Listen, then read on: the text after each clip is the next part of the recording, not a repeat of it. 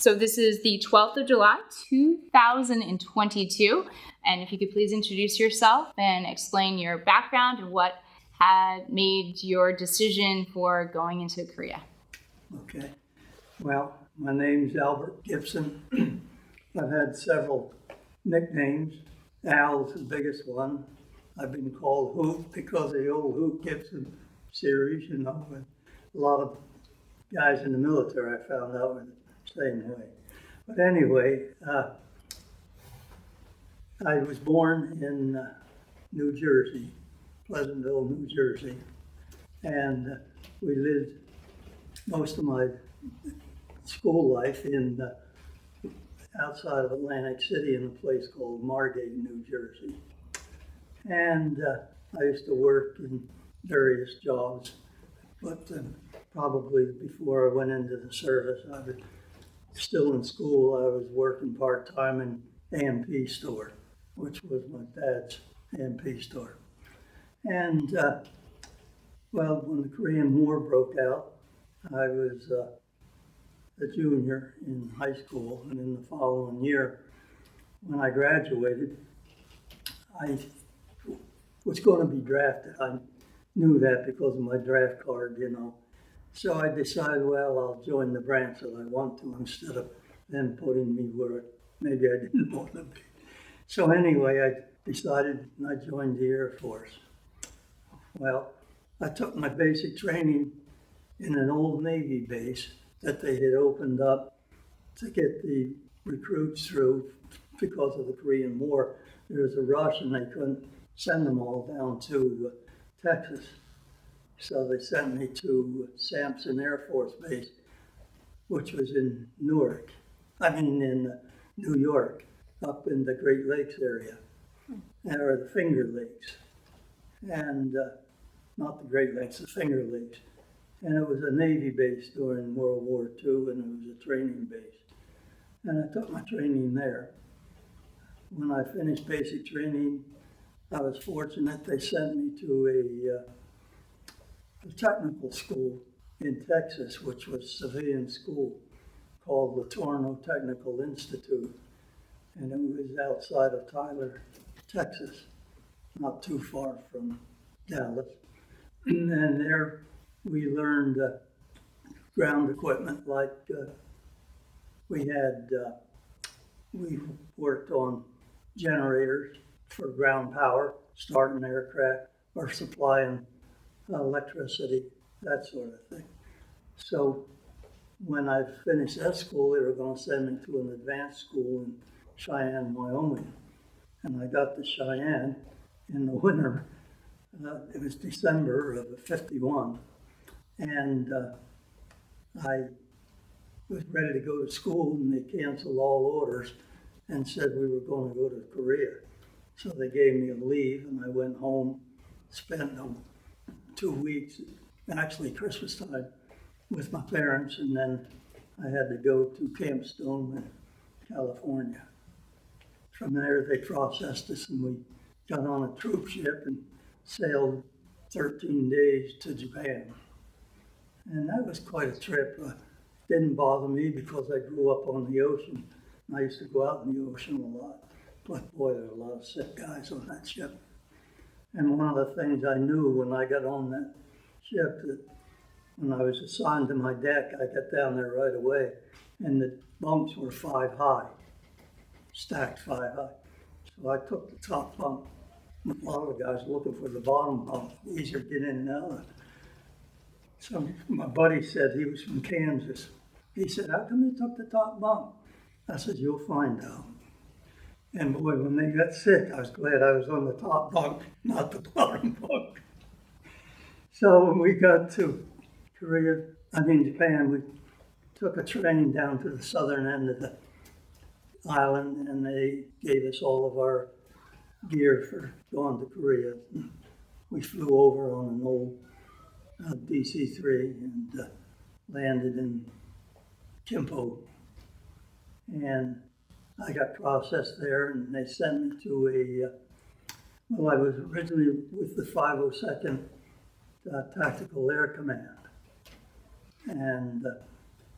they have different branches, but the one they sent me off to was the 607th ACNW Squadron. And what that was a radar unit on top of the high mountains. Actually, they overlooked the front lines. And they would direct aircraft bombing missions into North Korea and fighter support for ground support and intercept enemy aircraft. That's what the radar unit was. And they had assigned certain people to forward observers to talk to the aircraft and all. Well, that wasn't my job, but that's part of the job that I did when I was in Korea. And it was interesting. Sometimes you'd spend time up at the front, sometimes you'd be in the reserve area. And it was usually a swap of teams, and we'd go up there for 2 to 3 weeks and come back for 2 to 3 weeks. So that was basically how I spent the year in Korea. But I met quite a few different military people from Turkey, Australia, and it was very interesting to talk with these different troops when we were up near the front lines there. And of course, there was a lot of Koreans that we would see and spend time with. And basically, that's who I really was concerned about. I really joined the military because I wanted to serve my country. And I think dearly of our country. And it's when we were over there, you got to realize what freedom really was. These people had no freedom that were in North Korea. South Korea, they were a little backward country back then because they'd been occupied by the Japanese since the 20s. And, so they weren't actually like we were in the United States.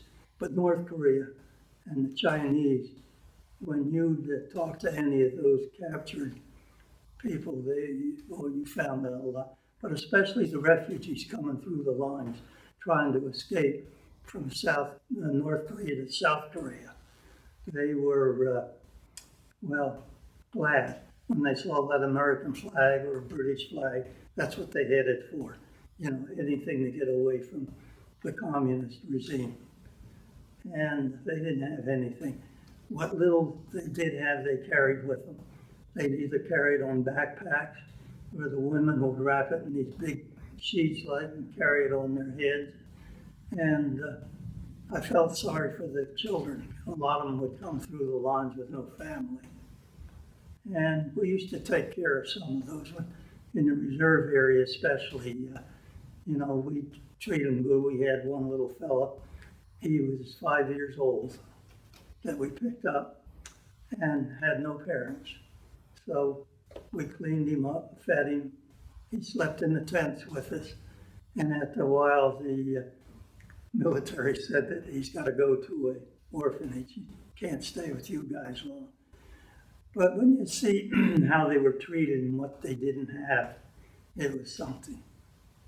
One thing I've always remembered, and I'll never forget, is you talk to a new kid, they were always begging for food. And we'd get food in the KFC rations. We'd have candy bars, or they'd give us candy bars, chewing gum, and canned food. And we'd give what we could spare to the family or to the kids. But you give one of those young kids like a Hershey bar, they thought they died and went to heaven. They had never had chocolate before in their life. The North Koreans. South Koreans had, but they'd still beg for it. But it was just amazing to see the look on their face when you'd hand them that candy bar.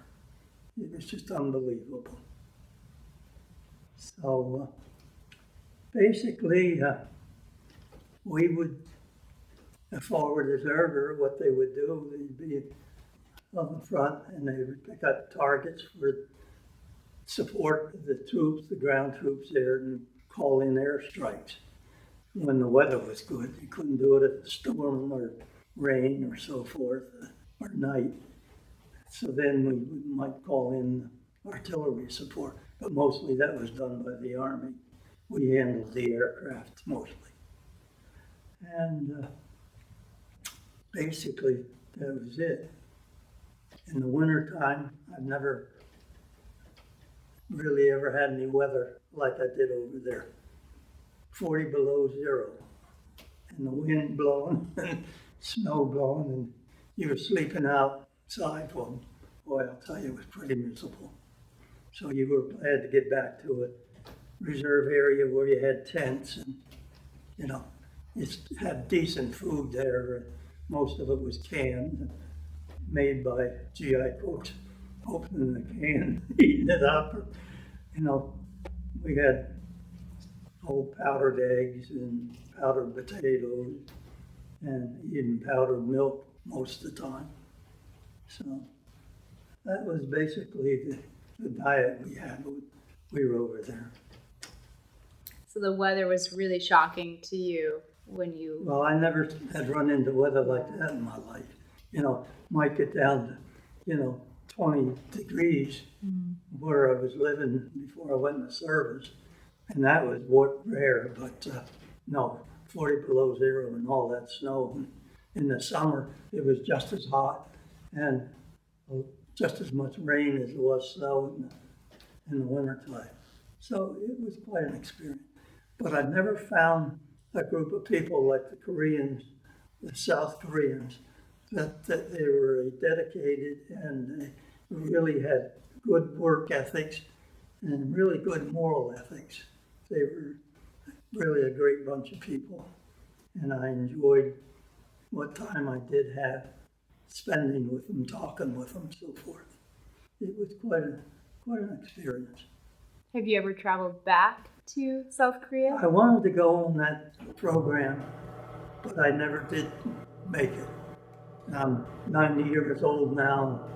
I doubt if I'd go back now. I wouldn't recognize it, I don't think. Any of it. From the guys that have been, they said it's entirely different. Because when I was there, when we go down into Seoul, there really wasn't anything left in Seoul. It was just blown all apart, no matter where you went. In 52, there wasn't much there. So what were the years that you were stationed there? I arrived there in January 1952, and I left in December 31st, New Year's Eve, in 52, to fly to Japan to get on the ship to come home. Yep. So I spent a whole year in Korea. How was the transition home? Well, it was a little different.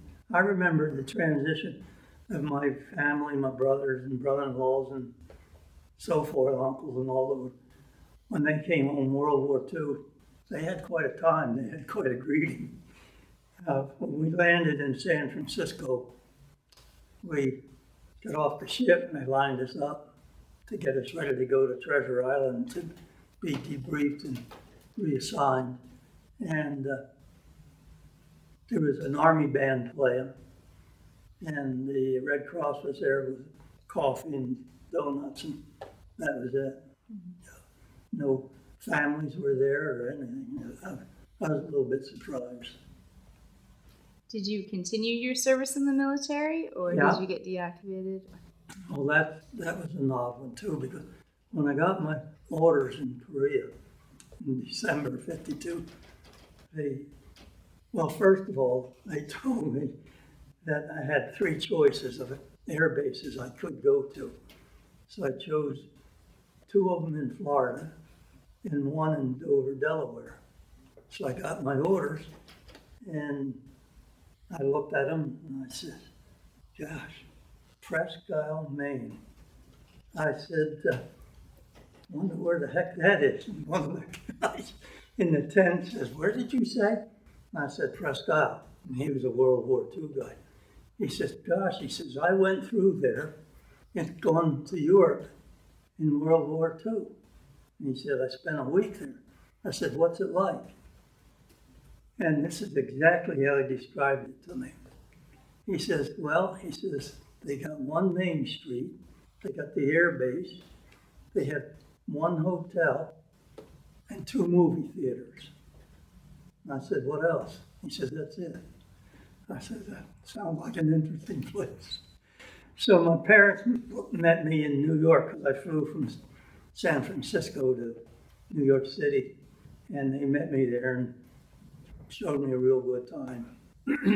We went to Radio City, and my main thing was to go out and get some good food, you know. So some of the old Italian restaurants and so forth that I was used to. So, and when I went home for a leave, I met some of my old buddies and all, and then I flew up to Presque Isle. And believe it or not, from New York City to Presque Isle back in those days, it took a whole day to fly up there because you had to change planes, like New York to Boston, Boston to Portland. We changed planes. Then we landed in Augusta, and then we landed in Holton. We landed in Presque Isle, and I'll never forget. I was the only one getting off the plane, military guy. And I was talking to the hostess all this time, and I looked out the window and it was snowing like you wouldn't believe.